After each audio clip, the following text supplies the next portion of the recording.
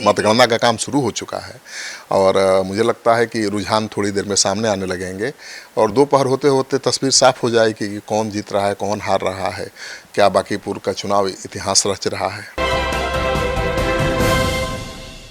बांकीपुर उपचुनाव result live. नमस्कार, आप देख रहे हैं सिटी पोस्ट लाइव। मैं हूं सृष्टि राज। बांकीपुर में फिर से बीजेपी या प्रशांत किशोर मारेंगे बाजी। आज 8 बजे शुरू हो जाएगा काउंटिंग, मतलब इस वक्त काउंटिंग लगभग शुरू होने पर ही है। तो आइए आज बिहार की सबसे चर्चित विधानसभा सीटों में से शामिल बांकीपुर उपचुनाव का फैसला होने वाला है और सुबह 8 बजे से ही वोटों की गिनती शुरू होगी। कुछ ही घंटों में साफ हो जाएगी कि तस्वीर में कौन आगे है और कौन पीछे। अब उपचुनाव में मुकाबला त्रिकोणीय माना जा रहा है। बीजेपी के नीरज सिन्हा को मैदान में उतारा है, वहीं राष्ट्रीय जनता दल ने रेखा कुमारी गुप्ता पर दांव खेला है। वहीं सबसे ज्यादा चर्चा जनसुराज के संस्थापक प्रशांत किशोर की उम्मीदवारी को लेकर हो रही थी, जिन्होंने इस चुनाव को बेहद दिलचस्प बना दिया। अब बांकीपुर सीट लंबे समय से बीजेपी का मजबूत गढ़ भी मानी जाती है। ऐसे में उपचुनाव को पार्टी के लिए प्रतिष्ठा की लड़ाई के तौर पर भी देखा जा रहा है। तो वहीं दूसरी ओर जनसुराज इस सीट पर जीत दर्ज कर बिहार की राजनीति में अपनी ताकत साबित करना चाहती है। अब आइए जानते हैं विस्तार में चीफ एडिटर श्रीकांत प्रत्युत्तर से। सर, काउंटिंग सेंटर पर सुरक्षा के कड़े इंतजाम किए गए। हाँ बिल्कुल, हर बार होता है, इस बार भी है। बांकीपुर विधानसभा उपचुनाव के लिए आज वोटों की गिनती शुरू हो गई है और मतगणना को शांतिपूर्ण और निष्पक्ष तरीके से संपन्न कराने के लिए काउंटिंग सेंटर पर सुरक्षा के कड़े इंतजाम किए गए हैं। केंद्रीय सुरक्षा बलों के जवान तैनात हैं, पूरे परिसर की निगरानी की जा रही है। मतगणना स्थल पर प्रवेश केवल पास धारकों को दिया जा रहा है, साथ ही आसपास के इलाके में भी सुरक्षा व्यवस्था बहुत बढ़ा दी गई है। पूरी छावनी के रूप में बदल गया है एएन कॉलेज। सर, तो ऐसे में बांकीपुर उपचुनाव में केवल 34.3% वोटिंग ही हुई थी, तो उसका क्या असर पड़ सकता है? देखिए, वोटिंग का परसेंटेज कम है, इसको लेकर सभी दलों के उम्मीदवारों की नींद उड़ी हुई है कि इसका नुकसान किसको होगा, फायदा किसको होगा। बांकीपुर विधानसभा उपचुनाव में सिर्फ 34% मतदान होने के बाद सियासी हलकों में चर्चाएं कई तरह की हो रही हैं।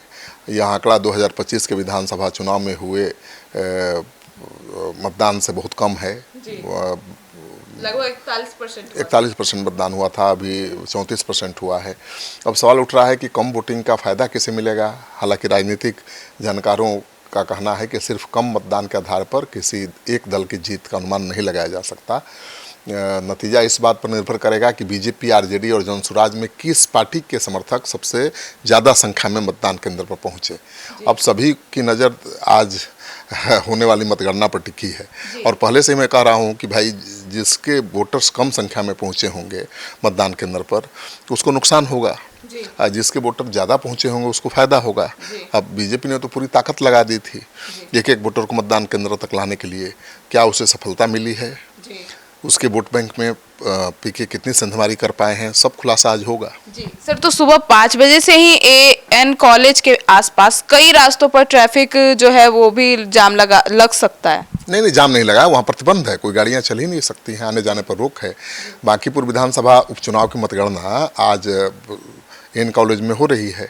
जिला प्रशासन ने सभी तैयारियां पूरी कर ली हैं। मतगणना केंद्र पर सुरक्षा के कड़े इंतजाम किए गए हैं। सुबह 5 बजे से ही अधिकारियों जवानों को तैनात कर दिया गया है और सुबह 5 बजे से एएन कॉलेज की ओर जाने वाले सभी प्रमुख रास्तों को आम वाहनों के लिए बंद कर दिया गया है।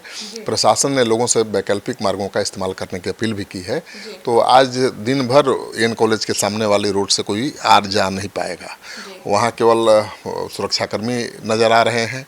थोड़ी देर में समर्थक नजर आएंगे, हर उम्मीदवारों के समर्थक बाहर खड़े रहेंगे, इंतजार करेंगे नतीजे का, लेकिन उनको भी मतदान केंद्र से दूरी बनाकर रखने का निर्देश दिया गया। सर, तो 8 बजे से वोटिंग शुरू होगी, तो तस्वीरें कब तक साफ हो जाएंगी? वोटिंग नहीं है, 8 बजे से मतगणना का काम शुरू हो चुका है और मुझे लगता है कि रुझान थोड़ी देर में सामने आने लगेंगे और दोपहर होते होते तस्वीर साफ हो जाएगी कि कौन जीत रहा है, कौन हार रहा है, क्या बांकीपुर का चुनाव इतिहास रच रहा है। जी, तो सुना आपने। तो अब देखना होगा कि काउंटिंग के बाद कौन बाजी मार जाते हैं, जनसुराज के प्रशांत किशोर या फिर बीजेपी के नीरज सिन्हा या फिर आरजेडी की रेखा गुप्ता। आपकी क्या राय है कमेंट सेक्शन में जरूर बताइएगा। अपडेट्स लेकर सबसे पहले आपके पास पहुंचेंगे। धन्यवाद।